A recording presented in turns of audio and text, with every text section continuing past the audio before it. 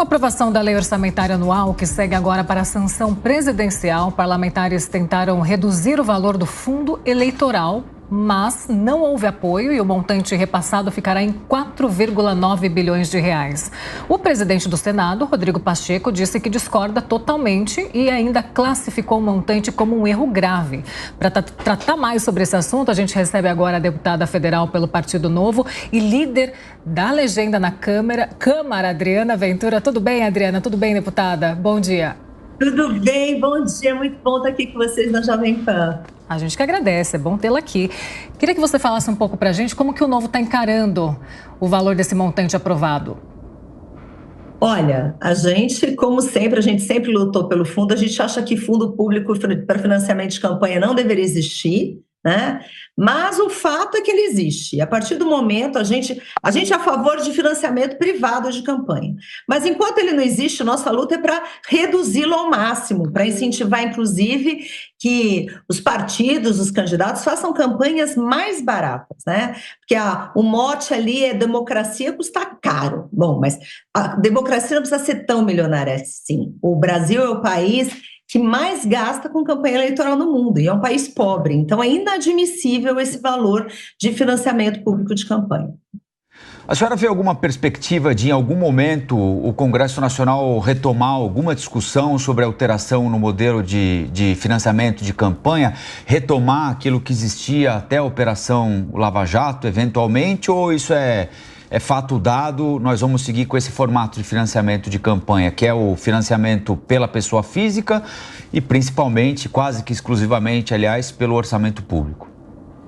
Olha, existe sim uma janela de oportunidade, na minha visão, para a gente voltar a essa discussão, felizmente, porque a gente vê que os valores vão aumentando. A gente teve ali na aprovação em 2017, 2018, 1,7 bilhões, que depois passou para 2 bilhões no ano seguinte, 2018, que depois passou para 2,6 bi, foi a municipal, e depois, em 2022, passou para 5 bi, o que é vergonhoso. Então, a gente vê um escalonamento, uma escala enorme, e o que acontece é que existe uma preocupação, porque para um país pobre que não tem o básico, como que você justifica ter tanto dinheiro para a campanha? Eu até ontem, na minha discussão, eu falava, gente, o Brasil que tem 100 milhões de pessoas sem tratamento, coleta de esgoto, sem água potável, tantas pessoas com tantos problemas básicos, o valor gasto em saneamento no ano, né, o ano passado e o outro retrasado, foi 350 milhões. O que justifica você ter 5 bilhões para fazer campanha política? É um disparate, é um absurdo, gente. Realmente não.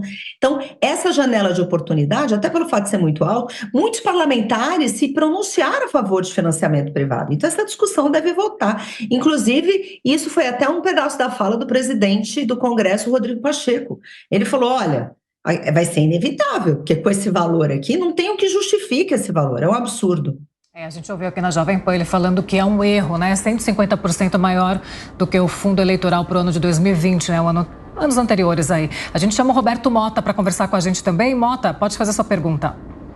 Bom dia, deputada. Eu achei curiosa essa observação do presidente do Congresso, né, o Rodrigo Pacheco. Eu fiquei pensando, será que essa observação não foi feita porque ano que vem não tem eleição para o Senado, né? Não tem eleição para o Congresso, é só para vereador. Mas a pergunta que eu queria lhe fazer é o seguinte, eu concordo 100% com o financiamento privado, eu acho que financiar a campanha política com dinheiro dos impostos é um absurdo, apesar de uma série de outros absurdos, né? A gente viu esse ano, parece que já foram aprovados 16 bilhões para a Lei Rouanet, né? 20 viagens internacionais, só na COP28 em Dubai foram 1.300 pessoas na comitiva, enfim.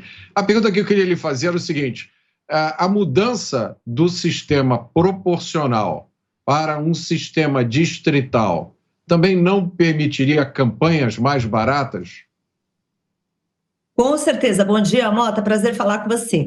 Com toda certeza. Até porque campanhas mais baratas, a partir do momento que você se limita ao distrito, você realmente discute o sistema político de uma maneira correta, além de você ter o representante mais próximo à sua região, ao seu distrito, você não tem essa gastança. Porque, por exemplo, eu sou deputada de São Paulo, o Estado inteiro, aspas, vota em mim. Então, seja para um lado ou para o outro, a gente tem que viajar de canto a canto. Tem muitos que fazem isso, né? Alguns ficam na sua região, mas o fato é que isso também é desculpa para gastar mais, isso é desculpa para continuar com isso. Mas, infelizmente, Mota, eu não vejo, eu não sei se há interesse desse debate de gastar menos, sinceramente, eu não vejo.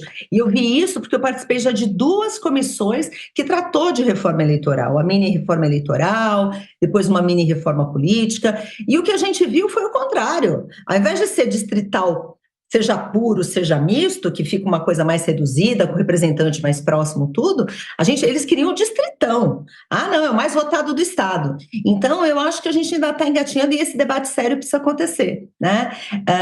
Porque o nosso orçamento precisa ser discutido de uma outra maneira, porque parece um cabo de força, onde não tem priorização, onde não tem, muitas vezes, essa discussão séria do que é essencial. A gente tem pouco dinheiro, onde vamos gastar? É cada um puxando para si, a gente vê turbinando emendas parlamentares de todos os lados, né? Sejam emendas individuais, que já aumentou muito, seja emenda de bancada, ou a outra modalidade de emenda de bancada agora, que é uma emenda de bancada que não é impositiva, mas a gente sabe também que é para apoio de parlamentares, seja essa emenda de comissão, que virou, de novo, o balcão de negócio do Congresso, que são 16 bilhões. Então, assim, é inadmissível o que está acontecendo. E um fundão de 5 bi, Mota, é isso. Triste.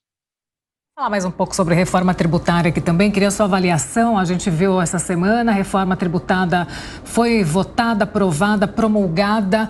Queria saber na sua avaliação, quais seriam os efeitos aí para os próximos anos dessa reforma tributária não dar certo? Do governo voltar atrás, não conseguir cumprir aí com tudo? Algum ponto na sua avaliação, na sua opinião, que seria mais sensível? Olha, na verdade, assim, falar de reforma tributária eu acho que é um assunto até um pouco espinhoso, até porque a gente, sei lá, nós do Novo, a gente super reformista, sempre defendeu reforma tributária, que com certeza há alguns pontos positivos, eles existem, uma vez que está melhor do que está hoje, há uma simplificação, há uma tentativa de junção, mas tem pontos que são muito, muito, muito preocupantes. E essa reforma, a gente vai começar a sentir alguma coisa a partir de 2026. Ela vai ter anos de transição, ela vai ter 10 anos de transição. Então, é uma coisa que não vai ser para esse governo também, é uma coisa que vai caminhar, é complexa. E a grande questão da reforma tributária é que, do jeito que foi colocada, as travas, eu pessoalmente, não só a forma, né, aquele jeito de votar, uma manifestação, sem a gente conhecer o texto, assim, deve aumentar imposto, a gente não sabe ainda, porque muita coisa vem pela lei complementar.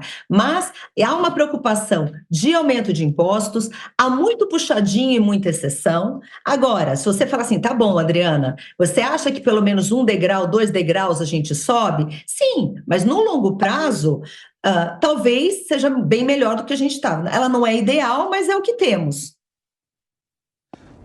Deputada, a senhora acha que esse processo de regulação que vem por aí agora, da legislação infraconstitucional para dar concretude à reforma tributária, vai cumprir o seu objetivo de objetivo não, é uma promessa feita de não reajustar a carga tributária?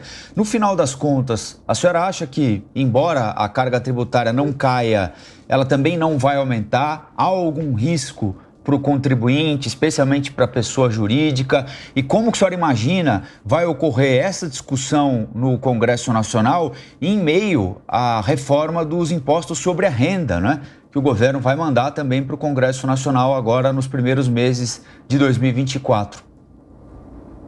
Pois é. Então, Rafael, excelente pergunta. Eu acho que essa é a nossa grande preocupação e esse é o nosso maior desafio. Por quê? Porque além de tem algumas travas ali que não estão claras se realmente vão reduzir impostos, a boa parte das coisas vem tudo por lei complementar. Então, agora vai ser de novo um cabo de guerra, um chororô, vários setores, segmentos, cada um puxando para o seu. Então, uma reforma que deveria ser para todos, uma reforma que deveria atender interesse público e não interesse privado, porque, na verdade, tem segmentos que conseguem isenções, que conseguem privilégios, que não tem nada a ver com interesse público. A gente, por exemplo, não está falando de saúde, que, né, a gente tem desafio com saúde, desafio com educação, a gente gente não está falando disso. Então, além da questão da lei complementar, existe também a discussão da renda, que você falou, dos tributos sobre a renda, e tem uma reforma muito maior que, na minha visão, deveria ser a primeira de todas, que é a reforma administrativa, né? Porque a carga tributária é do tamanho do Estado, o tamanho do Estado que fala qual que é a nossa carga tributária. E a gente sabe que essa reforma administrativa, ela não está nos planos desse governo, infelizmente. Então, a gente precisa fazer uma reforma administrativa se a gente pensa realmente em diminuir impostos, em reduzir a carga tributária, porque não é o que a gente vê. A gente vê que há uma preocupação de arrecadar, a gente vê que não há uma preocupação nenhuma de reduzir, e mesmo se tudo for muito mal, não atingir meta, tal, o governo ainda está autorizado a aumentar a despesa. Então, quer dizer, tem muita coisa errada desde o início. Então, isso realmente é uma preocupação, vai ser um desafio para o Congresso, e a única coisa que eu espero, Rafael, Paula, Mota e todos que nos ouvem, é que esse debate seja feito de maneira séria, porque se cada um ficar pensando no seu segmento, na sua região, no seu estado, no seu sei lá o quê, vai ficar muito complicado e vai voltar à insanidade tributária em pouco tempo. Essa reforma não vai valer de nada.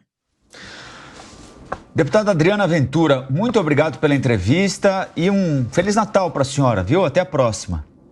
Até a próxima, Rafael, Paula, Mota. Um prazer falar com vocês e todos os ouvintes da Jovem Pan. Obrigada. Prazer foi nosso.